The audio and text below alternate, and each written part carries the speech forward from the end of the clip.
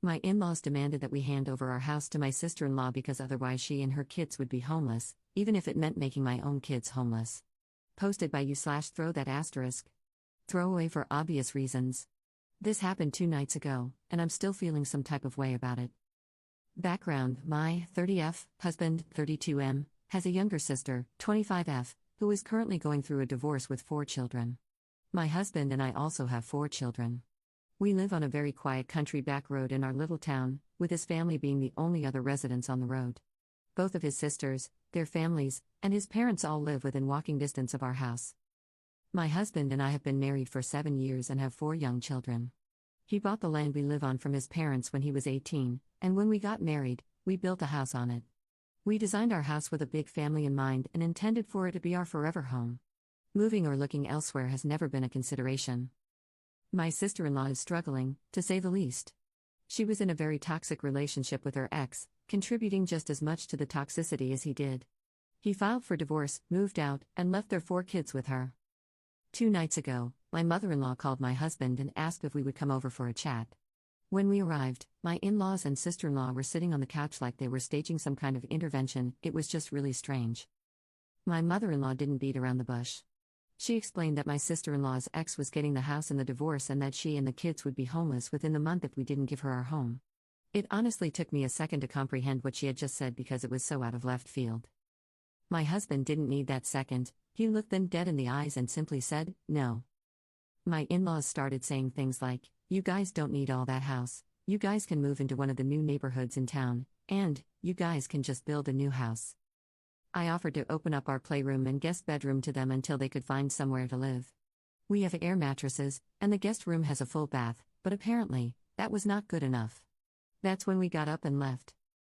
As we walked out, they began yelling after us, saying we don't care about the children, that family helps family, and that we're being greedy and selfish, etc. Honestly, I'm so proud of how we reacted because my first instinct was to go off and say some hurtful things. Instead, we just went home, to our home. We love my sister-in-law's kids and obviously don't want them to be homeless, but they don't need my house at the expense of my own children and family. I don't see why my sister-in-law's family deserves my home. What about my kids? Now my in-laws are calling and texting, saying we don't care about the kids, that we're selfish and greedy, and that we're making her homeless. Relevant comments. Commenter. Every divorce I am familiar with requires whoever got the house to either sell it or buy out their former partner within a specified period. Unless your sister made 0 contributions to the mortgage or is receiving a payout, she has or will have money to find another place. In the interim, her parents are free to give her their home, and they can move into one of the new neighborhoods in town or just build a new house. Either your sister-in-law has the world's most incompetent attorney, or she has never contributed to her marital assets. Either way, it's not your problem to solve. Ops response. She has never had a job. She was a stay-at-home mom during their marriage, and before that, she was just a stay-at-home daughter, so she definitely didn't contribute. As far as I can understand from the tidbits of information they're sharing, she cannot buy it from him, because she has no money, and the in-laws can't afford both it and their own mortgage, so she would have no way to continue paying for it. But yeah, they're more than welcome to give her their house and go buy another. Commenter 2. Do not let them into your home. As evident from your meeting, they feel entitled to your home and would conspire against you with other family members. Letting them in could create a myriad of issues, including them potentially trying to take over more of the space and even changing the locks. Ops response. My offer of the guest bedroom for my sister-in-law has been rescinded, full stop. The kids are still welcome because they are innocent in this, but as of right now, any of my husband's family over the age of 5 is not allowed through my front door. Commenter 3.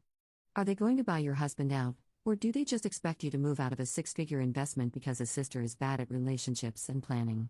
Ops response. There was no offer to buy it or pay the mortgage, it was literally presented as us handing over the house and just going somewhere else.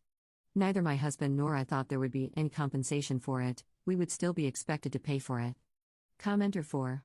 How is the ex getting the house if she's the one with the kids? Assuming they're his kids, that is. Ops response.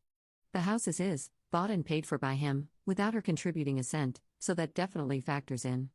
But from my understanding, she can't buy him out because she has no money, and the in-laws can't or won't buy him out either.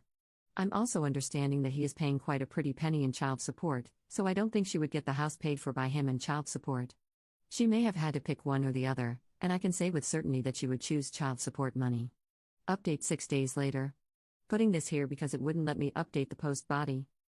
So, as many of you, and myself, thought, my sister-in-law was lying about a lot.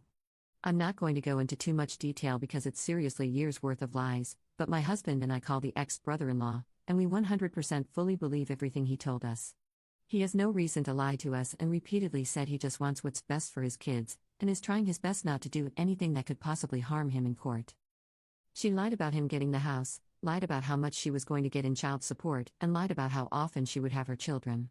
Something else that came out is that her oldest child isn't even her ex's. Just so many lies. We feel incredibly stupid, deceived, and disgusted, to be honest. We told my in-laws everything he had said, and they were upset to find out she had been lying, but they kind of doubled down, saying, she must have had a good reason, she's backed into a corner, she's really going through a tough time, and a bunch of other BS. My sister-in-law was called and asked to join us. She, of course, took zero accountability for the lying and sneaking and instead screamed at us about how gross we were for going behind her back to her ex, how she would never trust us again because we betrayed her. She also let us know that she was asking for our house because she truly felt like we had actually built it for her. Our kids' rooms were how she would have designed them herself. She would love to cook in my kitchen. She loves my bathroom layout, basically. Everything about my house is how she would have built it herself, and she thinks I must have somehow known she would need a home in the future. At that point, I was just done, and so was my husband. You can't argue with backcrap crazy. We left to a whole lot of screaming about no longer being family and not expecting to see them again. Honestly, I think never seeing them again is the only way to go from here. It's been a crazy few days since then. We hired a friend of my husband's to put up a privacy fence around our entire property and added extra cameras to our security system.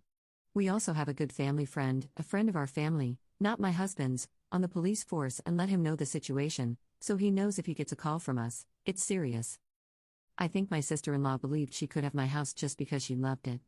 That's kind of it. She wanted it, so she thought she deserved it. I guess she was either planning to sell her house at some point or maybe rent it out, I have no idea. I really don't think she had thought it all the way through. She just assumed that if she told us she was losing her house, we would feel obligated to help in the way she wanted.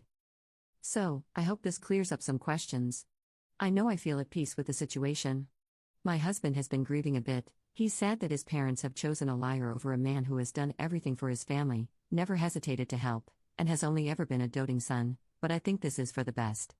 They don't treat him the way he deserves, and I'm glad to be rid of them. I'm sad for my kids and the situation this puts them in, but my family has enough love for everyone.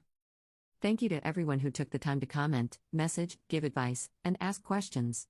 Hopefully, you guys won't hear from me again. Relevant comments. Commenter. It's not even a surprise that the sister-in-law was lying. When upset her ex-brother-in-law would have gotten the house in the divorce and that the kids would be homeless, that should have been an eye-opener because, unless there's proof of neglect or abuse of any kind, family courts wouldn't send children to stay with a parent facing homelessness.